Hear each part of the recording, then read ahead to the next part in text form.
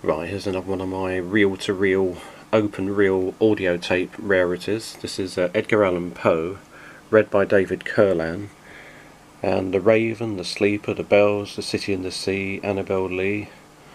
And then the track 2 is The Conqueror Worm, A Paean, The Cask of Amontillado, and To Isidore. This is a probably early 1960s, produced for the academic use, probably schools and colleges in America.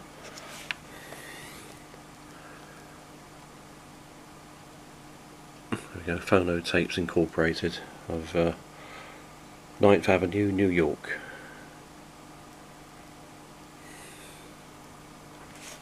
It comes with a booklet as well. There's a little booklet. It's just really typed text and stuff, you know, of the poems.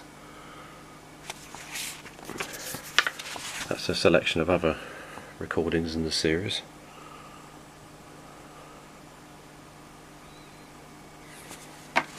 As I say, it's just simple typed text really. The poems, nothing too exciting, but very useful to have. Let's have a listen to David Kurlan reading The Raven. The Raven.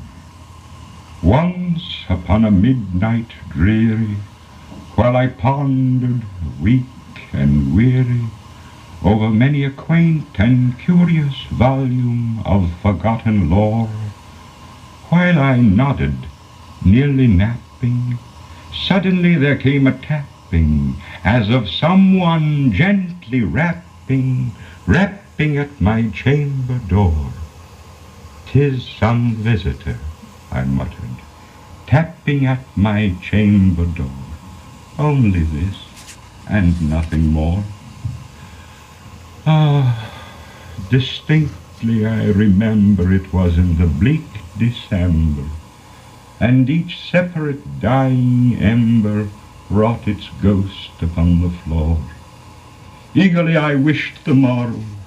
Vainly I had sought to borrow from my book's surcease of sorrow, sorrow for the lost Lenore, for the rare and radiant maiden whom the angels name Lenore, nameless here forevermore.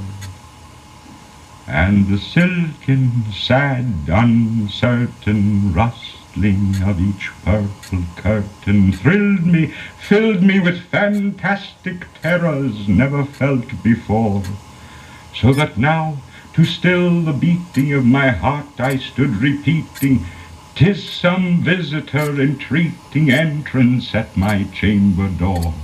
Some late visitor entreating entrance at my chamber door." This it is, and nothing more. Presently my soul grew strong, hesitating then no longer. "Sir," said I, "or madam, truly your forgiveness I implore. But the fact is I was napping, and so gently you came rapping, and so faintly you came tapping, tapping at my chamber door, that I scarce was sure I heard you." Here I opened wide the door. Darkness there, and nothing more. Deep into that darkness peering, long I stood there, wondering, fearing, doubting, dreaming dreams no mortal ever dared to dream before. But the silence was unbroken, and the stillness gave no token, and the only word there spoken was the whispered word, "Lenore." This I whispered, and an echo murmured back the word, "Lenore." Merely this, and nothing more. Back into the chamber turning, all my soul within me burning, soon again I heard a tapping, something louder than before.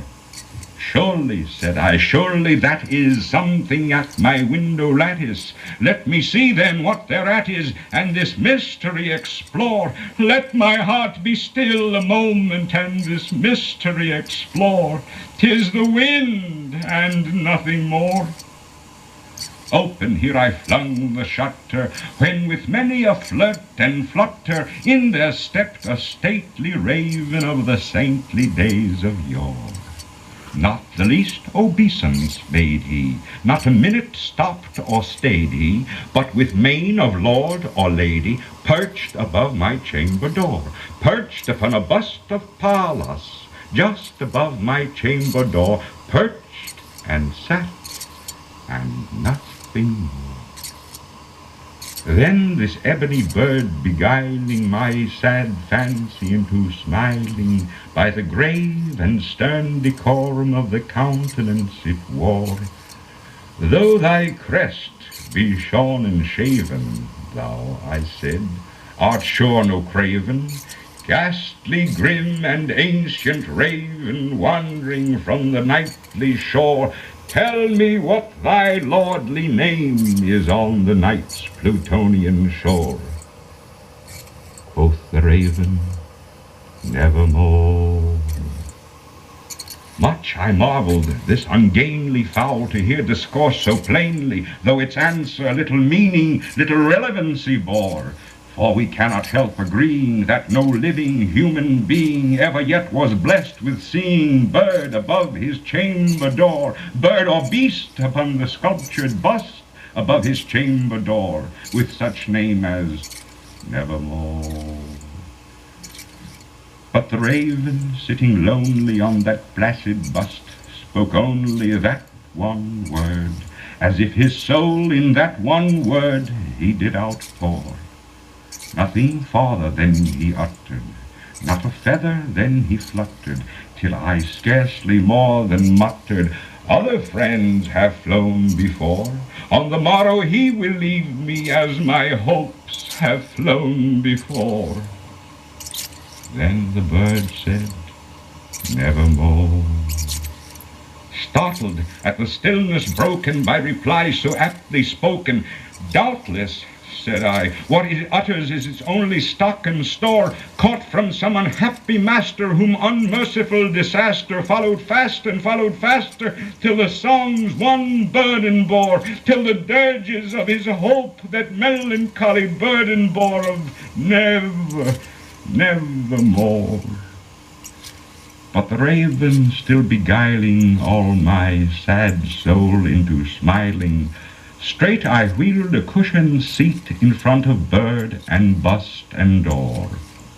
Then, upon the velvet sinking, I betook myself to linking fancy unto fancy, thinking what this ominous bird of yore, what this grim, ungainly, ghastly, gaunt, and ominous bird of yore meant in croaking, Nevermore.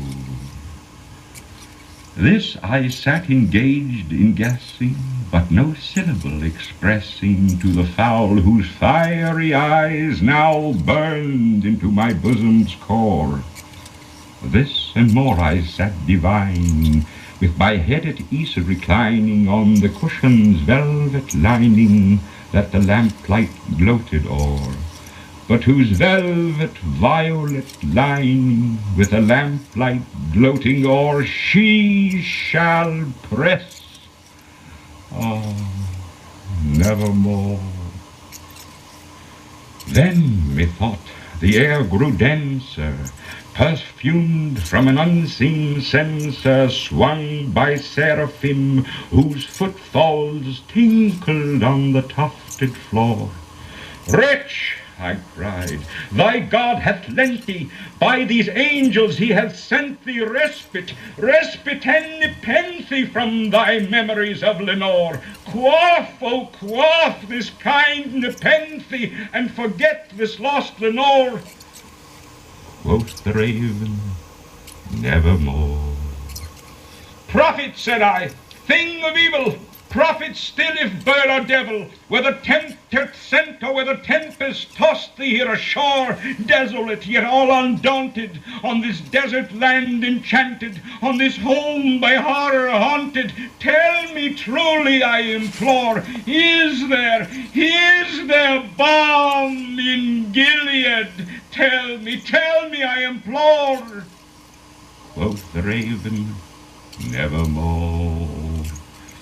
Prophet, said I, thing of evil, prophet still if bird or devil, by that heaven that bends above us, by the God we both adore, tell this soul with sorrow laden, if within the distant Aidenn it shall clasp a sainted maiden whom the angels name Lenore, clasp a rare and radiant maiden whom the angels name Lenore. Quoth the raven, nevermore. Be that word a sign of parting, bird or fiend, I shrieked, upstarting, get thee back into the tempest and the night's Plutonian shore. Leave no black plume as a token of that lie thy soul has spoken. Leave my loneliness unbroken. Quit the bust above my door. Take thy beak from out my heart, and take thy form from off my door. Quoth the raven, nevermore. And the raven, never flitting, still is sitting on the pallid bust of Pallas, just above my chamber door. And his eyes have all the seeming of a demon's that is dreaming, and the lamplight o'er him streaming throws his shadow on the floor.